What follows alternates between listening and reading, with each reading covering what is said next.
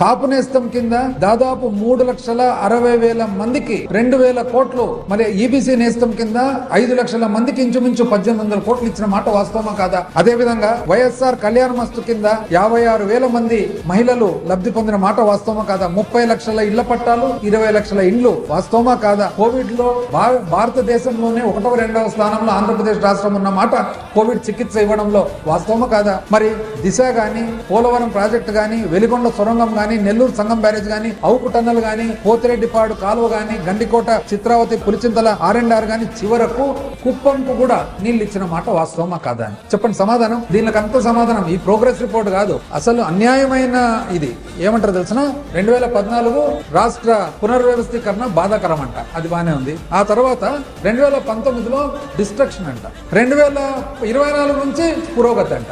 ఇప్పుడు నేను చెప్పినటువన్నీ ఉన్నాయి కదండి, ఇవన్నీ కూడా ఎక్కడన్నా డిస్ట్రక్షన్ ఉందా తెలుసుకో. పోనీ మీరు వచ్చినప్పటి నుంచి ఒక్కటన్నా, ఇప్పుడు మేము ఇన్ని చెప్పినాం కదా, మీరు ఒక్కటి అంటే కాపీ కొట్టిన 2 స్కీములు తప్ప ఒక్కటైనా కానీ మీరు ఎక్కడైనా కానీ ఇప్పుడు మీరు మళ్ళా జగన్మోహన్ రెడ్డి పరిపాలన గురించి మీరు ఒక కామెంట్, మీకు ఒక ప్రోగ్రెస్